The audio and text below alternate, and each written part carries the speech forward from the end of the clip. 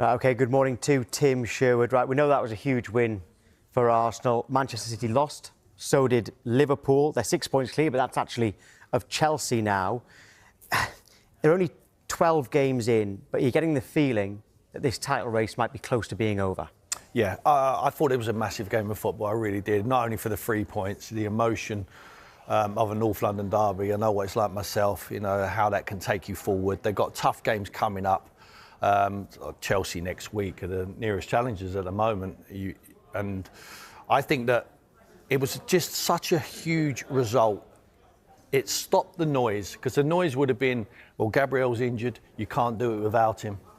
You know, all the problems in the past where they haven't been able to deal with without Saliba, no Odegaard, Declan Rice missing a few times, haven't been able to cope. Now, they've coped this year. They've ticked every box. When someone's been missing and no striker, Marino plays up front, they go on and win. It's not only a win yesterday, it was a statement win. It was a footballing lesson what they give Tottenham yesterday. It was embarrassing. An abject performance from Tottenham, but incredible performance and more than 3 points. I know it's only 3 points on the table, but it's the confidence to know without the big man, the leader who was sitting in the stands there, you saw him with the Arsenal scarf on. For them to go, and Kepier comes in, that looks like, I mean, he didn't get tested, to be perfectly honest, but he just looked seamless. The squad is so big now. They've got quality in all areas of the field. The only team, they can only shoot themselves in the foot, and I don't think they will do that now. And I said it at the weekend when I was on Soccer Saturday. If they win this game against Tottenham, they will win the Premier League, because they will go and beat Chelsea now. They will go on a run. I don't see them losing enough games. They're solid at the back. They score goals up front. When they can't score from open play, they score from set pieces. They've got a manager. The question marks would have been, well, they've never done it before. And I still say, you know, once it comes to March, April, there's always going to be question marks because they haven't done it. They haven't had that experience.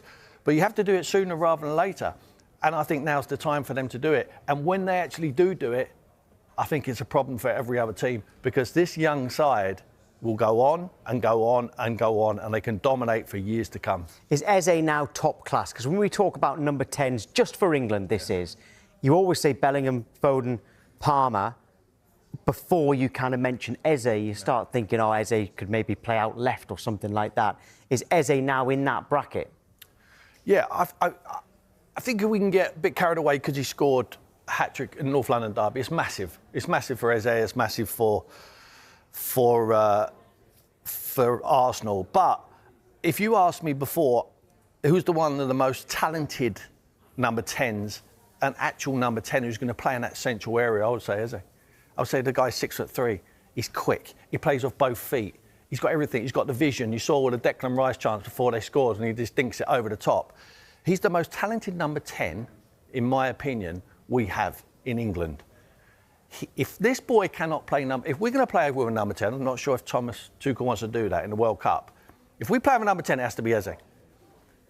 In my opinion, I think he's got everything. He can score goals, he can create goals, and he's got the legs, and he can run, and he's strong. He's got the power around himself. So, yes, we can get carried away.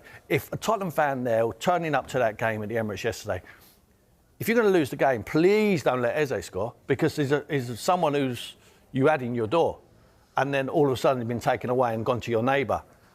For him to score a hat-trick was rubbing salt in the wounds. Credit to the boy. Didn't look like he was bothered with the atmosphere. He knows the noise surrounding that game for him. He just took it on his shoulders. And big players do that. You know, we just go, it's about me. I'm going to play in that number 10 position. If you ask all the fans watching in, where is a number 10 operate? Eze showed you where a number 10 operates yesterday. But Thomas Frank and the Tottenham players should have known he's going to be around that area of the D, central of the pitch, and try and eliminate him. Well, I'll back that up, because we'll bring you the shot map, actually, which shows exactly where it was. All of his shots there from pretty much the same place. Yeah. So if you're the Tottenham manager, which you once were, should you have been able to deal with that? We got Bentancur and Paulinho. Their game is to break the game up. That's what they're good at. They should be operating around that area. They're probably leaving it to Mickey van der Ven and Romero and Danso, who played three at the back for whatever reason they did.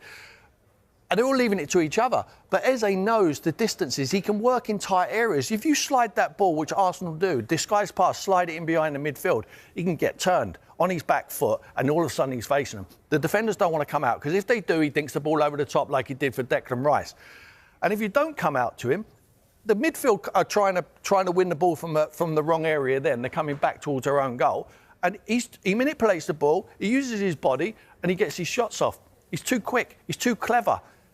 An outstanding performance from Arsenal and from that man, Eze. What lessons can Tottenham learn, not from how to defend Eze, but the fact that they almost had him as a Tottenham player, and then he goes to their arch rivals? Get the deal done. When you had an opportunity to get the deal done. Look at the players who have come in and operate, who supposedly operate in his position. Likes of Tell wants to be a number 10 when he plays out wide. You've got Xavi Simons, who didn't even play yesterday. You've got Odegaard. They waste so much money on these players who are 30, 40, 20 million pounds. And they just think, well, we'll develop them into top-class players. You're not. Look at the money there. Look at that money they've spent for them players. All right, Kudus has done OK. He's done OK. What's it, Eze? 67 million, one of these 65 million. You'd rather pay an extra 10 million for a make-the-difference player. You know he's going to be a make-the-difference player. Just get the deal done as soon as you can. Don't give the opportunity to other clubs hire you in the league to come in and nick your players. That's exactly what Arsenal have done. Tottenham should have done the deal. Get the deal done before Arsenal pick up the phone to Eze. Mikel rings him. He's in Mallorca. We saw the interview he done with Idris Elba. And just say, come and join Arsenal. OK, come, put the phone down. Deal done, ring up Tottenham, say I'm no longer coming. How can that be? I think it happens time and time again. Save your money on average players, what you keep buying. Let the academy boys be the stocking fillers and fill up your squad and make the difference money on make the difference players like him. Like Semenyo now, go and get him, Tottenham. Don't wait for Manchester City. Don't wait for Liverpool. Don't wait for Man United, whoever it is. Go and get him before everyone else comes to the party. Don't give him a decision then. It's frustrating. I think you can tell that. Yeah, Arsenal were decisive on that deal and they were brilliant yesterday. Sky Sports have partnered with Finalysis and out where passionate fans share their opinions on their club. If you want to represent your club,